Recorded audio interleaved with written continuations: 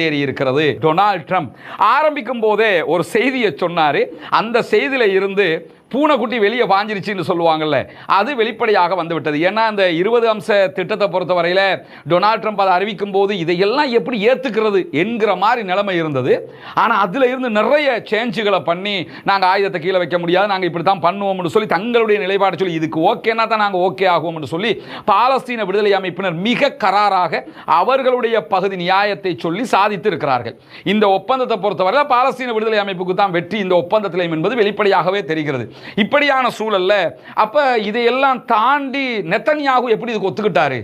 நெத்தன்யாகுடைய அவருடைய அரசியல் எதிர்காலம் இல்லாமல் போயிடும், இப்படியெல்லாம் இருக்குது, அவன் எப்படி ஒத்துக்கிட்டாப்ல என்கிற கேள்வி இருந்து கொண்டே இருக்கும்போது அந்த கேள்விக்கான பதில இன்னைக்கு பேச்சு ஆரம்பிக்கும் போதே அந்த ஆள் சொல்லிட்டு போயிட்டாப்ல. வேற வழியில் எப்படி சொல்றாப்லன்னு கேட்டா, அமெரிக்க அதிபர் டொனால்ட் ட்ரம்ப் பேச்சு ஆரம்பிக்கும் போதே இஸ்ரேலுடைய ஜனாதிபதி ஐசக் ஹெர்சாக் அவங்கள மேற்கோள் காட்டி என்ன சொன்னார்னா, அங்க அந்த நாட்டினுடைய சட்டப்படி பிரைம் மினிஸ்டர் செய்திருக்கக்கூடிய குற்றங்களை நீதிமன்றத்தை தாண்டி ஜனாதிபதி பொது மன்னிப்புல மன்னிக்க முடியும், யாரையுமே மன்னிக்க முடியும்.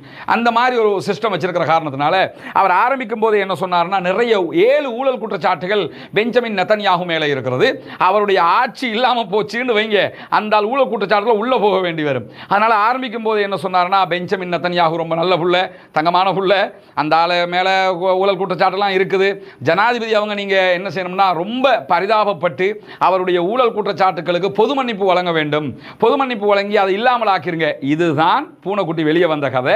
என்னன்னா, ஊழல் குற்றச்சாட்டுல இருந்து உன்னை கலட்டி விட்டு உன்னை மன்னிச்செல்லாம் விட்டுதான், நீ சமாதானத்துக்கு உடனே வந்துடும், இனிமே சண்டை பிடிச்சிக்கிட்டு தலையடியை தந்துக்கிட்டு இருக்கக்கூடாது, நீ உன்னால ஜெயிக்கவும் முடியாது, அதே நேரத்தில் யுத்தத்தை நிறுத்தவும் முடியாதுன்னு தடுமாறிக்கிட்டு இருக்க, யுத்தத்தை நான் நிறுத்தி தந்துடுறேன், உன்னை ஊழல் குற்றச்சாட்டுல இருந்து காப்பாற்றி விட்டுறேன், இதுக்கு பிறகு ஜெயிலுக்கு போகாம வாழ்ந்து களி தின்னாம வாழ்ந்துட்டு போயிடலாம் என்கிற ஒரு ஆஃபர் அவருக்கு கொடுக்கப்பட்டிருக்கிறது. அதை இன்றைக்கு இந்த ஆளை நம்பியெல்லாம் எவ்வளவு பேசுவாங்களா?